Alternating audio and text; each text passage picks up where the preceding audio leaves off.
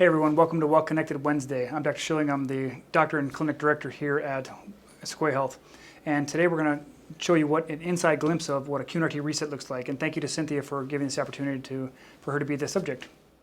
In essence, QNRT basically helps you identify your limiting beliefs and any patterns you've picked up. Either you inherited them or by watching mom and dad, grandma, grandpa, adults in your life. What we don't know is from birth to 7, our brain is basically this malleable jelly that is being influenced by all these different people in our life. And we don't know it, but we're basically emotional until the age of 7. We have some reasoning capability, but it doesn't really kick on strongly until you're 7, and that's when we start school. So we have the ability to have cognition stronger at that point. So your first 7 years of your life, you're not aware of a whole lot, and then at 7 and onward, you become more rationally aware and critical thinking. So our job is to help you identify, in this particular example, I don't know what your brain's going to show us. That's the cool thing about QNRT is like, it's not really in my hands. I'm basically a language interpreter. Your brain is a biocomputer. It's speaking language. I'm just going to interpret that and help you understand what it means and make sense of it. And it'll help you become self-aware, and you'll be able to grow because you'll be able to take this information and make the necessary changes in your life. Because that's the cool thing. You become empowered to make the changes in your life outside of here. It's like it tells you what your subconscious brain is working on that you have no idea, but you're like, oh, that sounds familiar. Oh, that sounds about accurate. It's kind of stuff like that, okay? So, there's no real, I don't know, you'll find out how it works, I guess, okay? Sounds good. Any questions before we get started? No, I'm going into this just without any specific expectations, just Great. going to... Yeah, great. Okay, so I'm going to have you stand up. All right, we're going to put our feet together. This is called a Romberg's test. Okay, my hands are here so you don't tip over. Okay, just close your eyes for a second. That allows your cerebellum to take over. You take your eyes out of it. So you feel yourself swing. You can open your eyes now and spread your feet apart. Good. So we do manual muscle testing to get the information from your brain. Just tells us a stress response, yes or no, on or off, okay? Okay. So keeping your nose in the middle, follow this with your eyes. We're just going to track over here to your left cerebellum and back. Good. Right cerebellum and back. So neither cerebellum opened up, so that means it tells me your brain is working on something else, okay? So I need to figure out what that is. Now, you can relax your arm for a second. I'll give you you don't have to know anything what to do, and like most people stand there like, what am I doing? Yeah. Like a little puppet. So there's different things. There's negative patterns. There's heart walls, which is like a protective mechanism. Then we have core drivers, which are inherited beliefs. We have inflammation. We have sleep issues, and we have inherited stresses called miasms. So we're going to do a core driver for you, okay? So take a finger and thumb on either side of your belly button, just like that. We use different laser colors. So you see on my shirt here, red, green, and blue. They correspond for different things. When we're going to core driver, we're just going to use red. The light stops at the clothing, and the energy of the wavelength of the light goes into your body. It activates acupuncture meridian points, okay? So you're going to hold strong there, and then we laser over the adrenal reflex points, and that unlocks. And then we check the different patterns. So we can check kidney, adrenal, or kidney. We can check sigmoid colon. We can check spleen, okay? You can relax your hand. So spleen has a specific pattern. Right now we're basically on a scavenger hunt, a fact-finding mission. We're getting a bunch of data points, and then we'll coalesce it together to find the story. Okay? Then we'll figure out the ages and the state of your nervous system and stuff like that. Does that make sense? Okay. All right. So basically, my job is to help you reduce your stress. Okay? Nobody benefits from having to manage their stress because they just have to manage another thing, right? So we want to change how your brain reacts to everything in your life. It changes your stress response so you can live more able to think about things than react to things. Yeah. If people say something, do something, you hear something, something happens, and you have this emotional reaction. It's like if I were to, tap your knee and your foot goes forward, you have an emotional response. It's reflexive. You don't think about it. Skips over your thinking brain, maybe touches your emotional brain, but usually it goes right to your reptilian brain, which is your fight, flight, or freeze brain. Okay? So it just gives you an idea of like how we're checking on these things, okay? Yeah. So let's talk about spleen, all right? So in this particular case, spleen's related to unworthy. Now, I don't know if this is you or somebody else, so just allow this to kind of flow over you and just hear it, okay? Okay. So we're looking at, is this hard to trust when others say something nice? Not able to accept a gift from others? A belief nothing good happens to you? So that's either yours or somebody else. A belief that nothing good happens to you, okay? We'll find out. We're building a story, remember? Okay. So we're going to go back to our Romberg's test, feet together. Fantastic. And then you're going to close your eyes for a second. There you go. You shifted off to the right. You felt that. You corrected. Feet apart. Eyes open. Good. Keeping your nose here. Eyes are here. We're going to go off to the side. Strong, strong, strong. And now get an unlock on that one. Okay, I'll just show you again. So over here, strong muscle, strong muscle, strong muscle, weak muscle. Okay? It's just a stress response. So it tells me there's something involved in the right cerebellum. That's our gateway into the brain. Okay? So over here on the chart, we have a bunch of different things we can check. So cerebellum, I'm looking for You know what a polygraph test is? Probably seen it on crime shows. Yes. They sit somebody in a chair and they strap these things on them. They say, "My name's Bob," and it's like, Yeah. and where were you on the night of the 21st? I was in my house. Bob, Yes. where were you really? Like, you get the idea, right? Yeah. So when a muscle goes down, you might think something logically is relevant for you. Like, I believe that. Your subconscious brain is a whole different animal. 95 to 98% of all your thoughts today are controlled by your subconscious brain, which you don't control. Okay? 2 to 5% is your conscious brain. So it's really hard to change your life and try to think your way out of it. Does that make sense? Yeah. Okay. So it's your given name, Cynthia? Okay. What's a girlfriend of yours name? So, well, let's just Alex. It's easy. Alex, yeah. Let me pick one for you. Okay, I want you to say, "My name is Cynthia." My name is Cynthia. Push up on your arm. Good. That's nice and strong, right? Say, "My name is Alex." My name is Alex. Go ahead and push up. Okay, just hold strong. Okay, so that right there is a positive change. So you went weak when you said, "My name's Alex," which we would expect, because your brain's like, "Well, that's not really true." Okay, so I'm just showing you how when I say things out loud and your brain responds to them, how we get the reaction. Okay. I'm just interpreting what your brain's telling me. Okay, your brain's the driver here. Okay, it holds all the clues and the keys to success for your benefit or your demise, whichever one you want to look at. Okay. Sounds good. All right. So is this about feeling unbalanced, unsure, victimized, oversensitivity, or unsafe? So oversensitivity, your brain responds to. I liken that to you have strong reactions on the inside to things that happen on the outside. Okay. People, places, situations, things like that. Okay. All right. So now we do. If you say hold strong there, good. So I got to track here again, over, strong, and it unlocks. We do a pinch test. It goes from weak to strong, which means it shifts from the cerebellum into a different brain lobe. Okay? So now I'm going to have you follow this guy here, down in the corner. Good. And down in the corner. So I'm just checking the different brain lobes. Each brain lobe is part of the different cardinal field of gaze. All right, we're going to the left temporal. Okay? So when I go up in this corner, it activates your left temporal. If you look up there, and it unlocks. If I go up to this corner, no change. Feel that? No change. If I go up in this corner, you change. Okay? So now we got to find out what that means. Okay? There are two options. Okay? We can go with here or here. So this relates to heart reflex. So take your 4 fingers on your hand and put them over your ear, if you would. Okay? That's going to be the heart tissue. All right? So we laser the reflex on the brain. I'll show you an image in a second. It'll help make sense of it. We laser the heart. Okay? You can relax your arm now. It's just helpful for you to understand this. And this image is called the homunculus, or the little man. So the reason why we use lasers is because when we laser the tissue or the brain relay, this is how your brain sees your body. Okay? So this is a picture of the brain outside of the skull. And what we're looking at is the body is mapped onto the brain. So for example, they did examples where they literally cut people's craniums open and started sticking an electrode in there. Some people would feel sensation on their lips, or they might feel tingling in their toes. Someone's leg might move. Someone's hand might jerk. So they know that this is how the brain sees the body because they've done experiments on people's brains. It's pretty wild. So that's when we laser over the temporal lobe on your left side, that relays to the heart tissue based on the mapping of the body and the brain. Okay? This helps you kind of have a deeper understanding of it. Okay, so now we know what it is. So there's 4 options. So within the heart and the temporal lobe, there's either feeling some jealousy, feeling sexually restricted in some way, feeling like someone's withholding love, or feeling unlovable. So the word unlovable comes up. Okay? So we're just gathering data. Again, we're going to make the story make more sense in a second here. Yeah. We take whichever hand you want, take a finger thumb on either side of your belly button. Fantastic. Okay. So now we're going to we're finding the state of the adrenals and the nervous system. So we're lasering over the adrenals. We could be in alarm, we could be in resistance or exhaustion. So if you have feelings of unlovability and or like nothing good happens to me, you might feel exhausted. If it feels like life keeps happening to you instead of life happening for you. Okay? All right. So then we check is it a long-term stress, is it a short-term stress, or is it confusion stress? Confusion stress means it's happened some other time in life and you're seeing sort of a triggering or a repeat of it in current times. Okay? We can check over-aroused, under-aroused, and then you don't feel all that stable when it happens in your life. It doesn't feel very stable. Like it doesn't create a sense of stability and feeling safe when it feels like you're unlovable in some type of relationship, or if things aren't good happening to you, it can feel like that. Okay? Would you be more comfortable seated or standing? I can sit. Good, have a seat. Okay. So now we're going to put your hand on your heart again. There you go.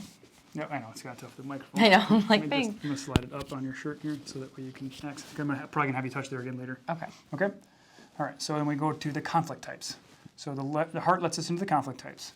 So we're checking, it starts off with a mental conflict. We can check auditory, visual, shame and guilt.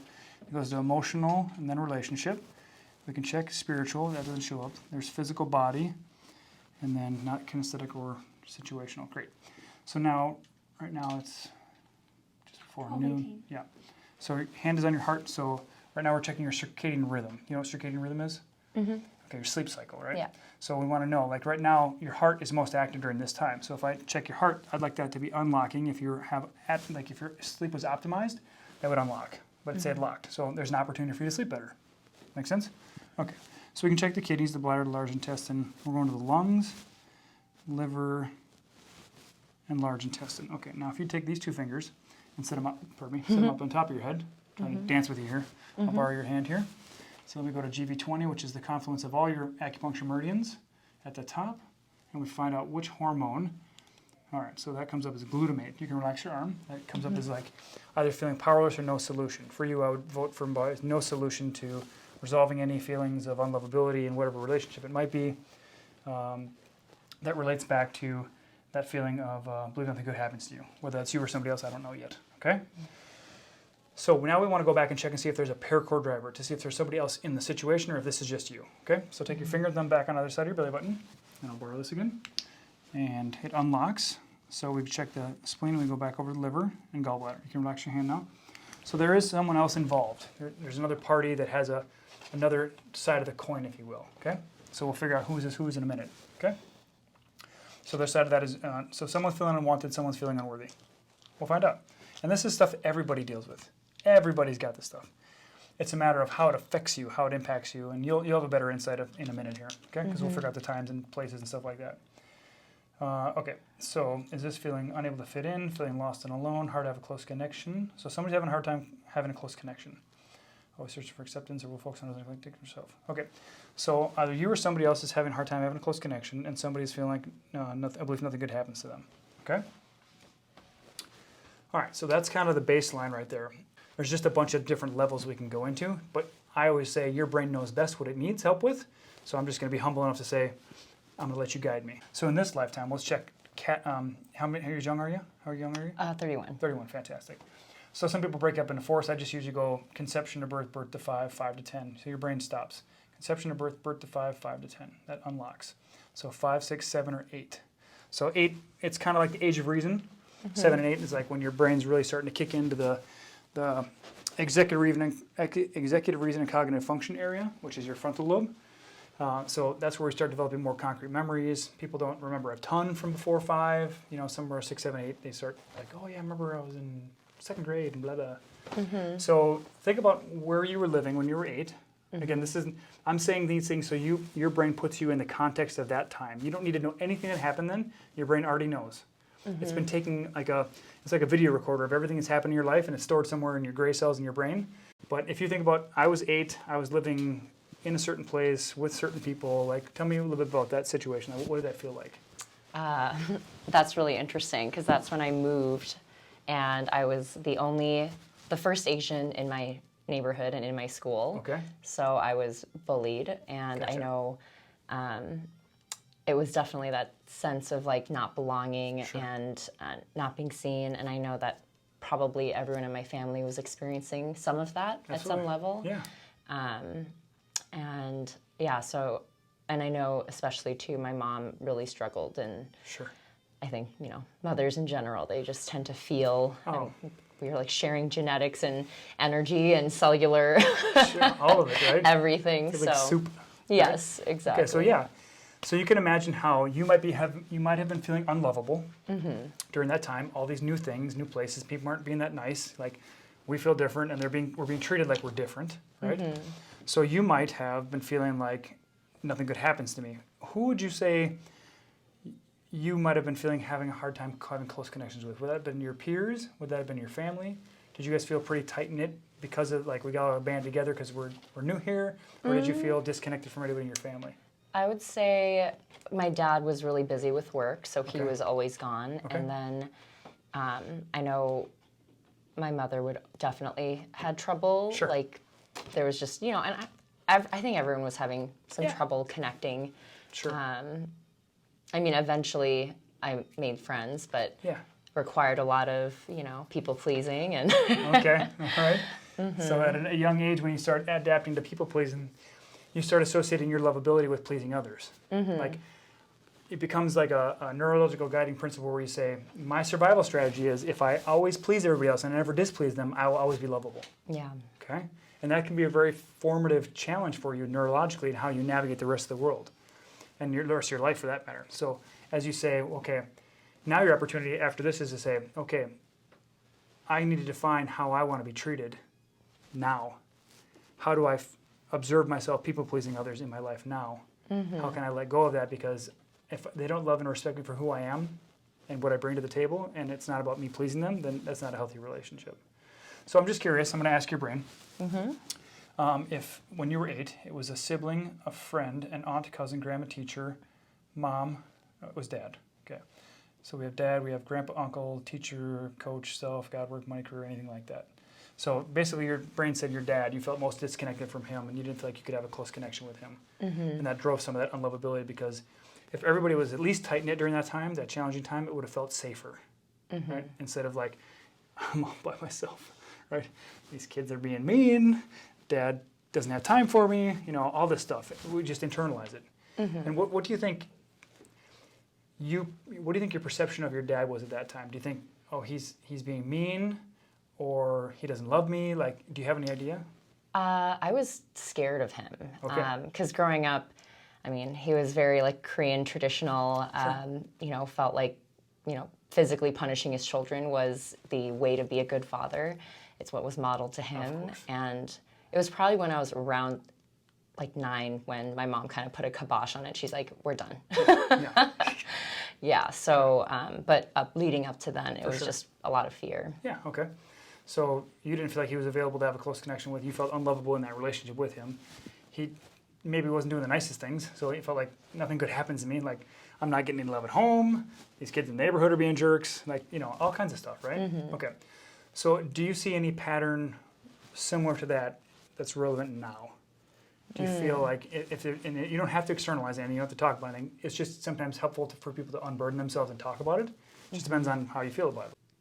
I might have to think about this one because Sure. I feel like it's almost a flip, right? Okay. It can, yes, it can absolutely flip. Yeah, where I might be more of the offender and when I'm in a stress state. So Sure. Yeah. Remember, so if you haven't read Oprah's book with Dr. Perry, What Happened to You, it's really it's on good my book. list. It's a really good book. We always want to ask ourselves, instead of what's wrong with someone or what's wrong with me, say what happened to me or what happened to them. It just brings in such a level of compassion because I've never walked a day in your shoes. I don't know what you've gone through, and vice versa. And so instead of judging someone like, God, what's wrong with him? Or, you say, wow, I wonder what he or she's gone through that is creating that behavior. And if you observe your own behavior and you say, gosh, I didn't really like how I showed up there. Great. You can say, how do I want to show up differently? That's the key. How do I want to show up differently, right? So we don't have to talk about who it is. I'll just test so you have some clarity. Okay. How many siblings do you have? I have 3 siblings. Okay. They're 3 younger brothers. Great. Okay. So sibling, friend, aunt, cousin, grandma, teacher, mom, dad, self, work of some sort maybe, money or career, God, anything else. So somehow it might be a work relationship somewhere that you're navigating and maybe now you feel like you're having a hard time having a close connection with someone, you're pushing them away and they feel like, they're kicking the can like, shucks, nothing good happens to me, right? And it's very real interpretation, right? How you see things through your eyes is based on how you experience things in life. And same for me, and same for them. So all you can do is decide, how do I, Cynthia, want to show up? And I get to change that tomorrow if I choose, right? If I look in the mirror at the end of the day and say, well, today didn't go really as way I wanted it to. Tomorrow I get to choose different. That's the greatest power we have, is to choose different, right? Yeah. Okay. So we want to unwind this now so that you can separate yourself from your dad's behavior, and then oftentimes what we do is we then model that behavior. Because when you're a child, your mother is all women and she's perfect, and your father is all men and he's perfect. Until you get a little bit older and you're like, well, that ain't right. Okay. But your foundation says, and you might find yourself not intentionally seeking people that match those energies. Like you might find people that match your mom's energy.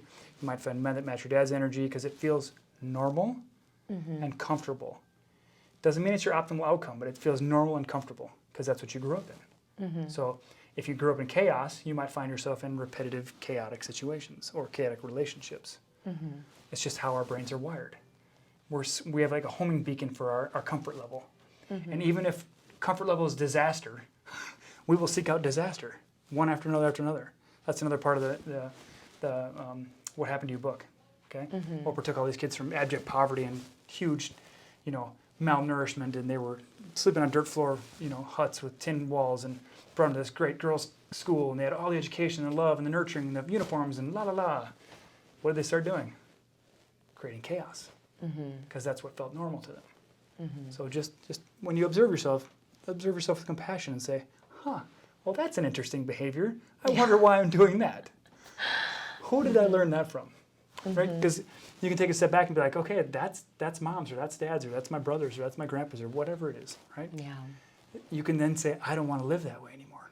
And that's the power of your, you can do whatever you want. Yeah. You get to choose, right? Yeah. Thankfully, I feel like I had a lot of that and made more conscious choices in recent history. Absolutely, so absolutely. That's good. And that's all we can do is from one day to the next is make different choices. Yeah.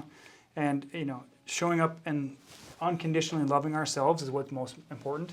Because if we don't unconditionally love ourselves, who's going to do it for us? Put it on. You're going to put them on, Nobody's going to do it, right? So the blue colors for your throat energy center, your throat chakra, you're probably familiar with it. I shouldn't assume, but I assume you are. So color therapy has different things, like blue is for I speak. So it's balancing your freedom to express yourself artistically with clear communication and integrity, honesty, loyalty, peace, reliability, gentleness, kindness, commitment, truth, creativity, and endurance. So it's your voice, it's your power center, it's your strength, it's you getting to stand in your authenticity, you speaking your truth, and things like that. And so you might avoid a connection with someone because maybe you didn't have modeled for you healthy communication skills. So whether it's a friend or partner, business, whatever it is, when this happens, I feel. You might be someone that says, I'm the oldest, I just had to knuckle down and get tough and make it through. So I set aside how I feel and I just try to get through stuff. There's a possible thread there, right? Okay. So we use sound therapy, so we use different harmonics with the tuning forks. We use smell therapy, so we're activating the cranial nerves. So behind this over here, the chart of the cranial nerves here shows you what they are, and those are the definitions and descriptions and what you do. So I'll just be using different ones, okay? And so I'm going to borrow your arm. We're going to test. We're going to go with left side cranial nerves. So we're going to do smell, facial expression, sound, 9 and 10. And stick your tongue in your cheek. Yeah, there you go. Okay, relax. All right, so smell, sound, eye movement, vision.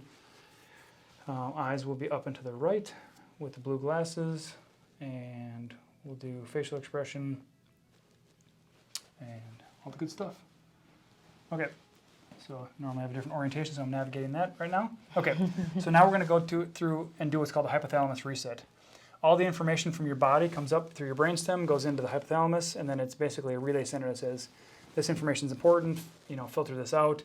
That's estimated like 8 billion bits of information. I don't know how, it's something ridiculous. Your body's paying attention the whole time. It filters most of it out because it's not that important. Like, do I have clothes on my body? Am I hearing a fan in the background?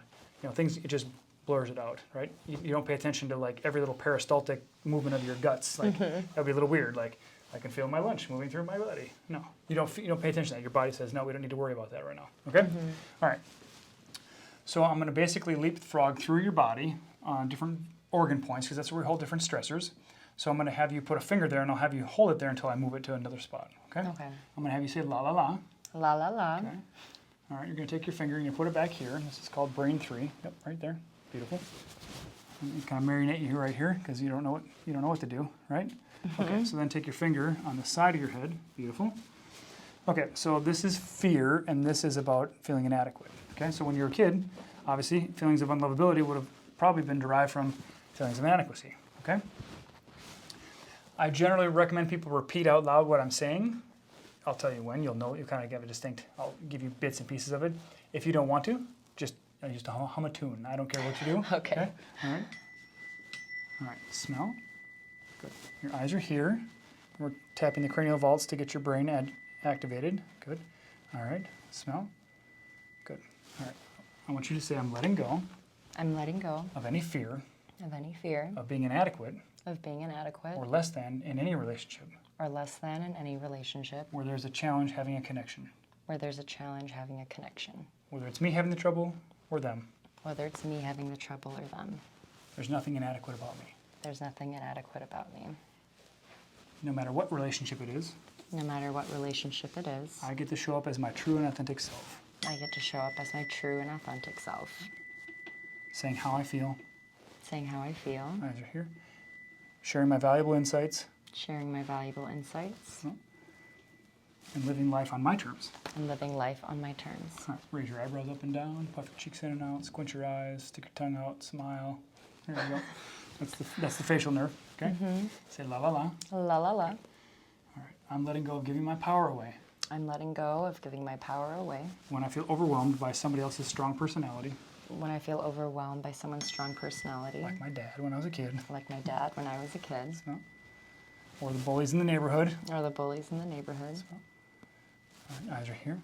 I'm not responsible for what other people did to me Not responsible for what other people did to me or do to me today, or do to me today, but I am responsible for how I react but I am responsible for how I react and what I choose to do about it. and what I choose to do about it. No matter what others do No matter what others do or say, or say, I'm perfectly lovable, I am perfectly lovable, just the way I am. just the way I am. I'm letting go of any wounds of the past I'm letting go of any wounds of the past that continue to overwhelm me. that continue to overwhelm me. I deeply and completely, I deeply and completely eyes are here, love and accept myself, love and accept myself, which means I'm the first best example which means I'm the first best example of how others will love me of how others will love and me treat me. and treat me. Say la la la. La la la. Good. Fingers here.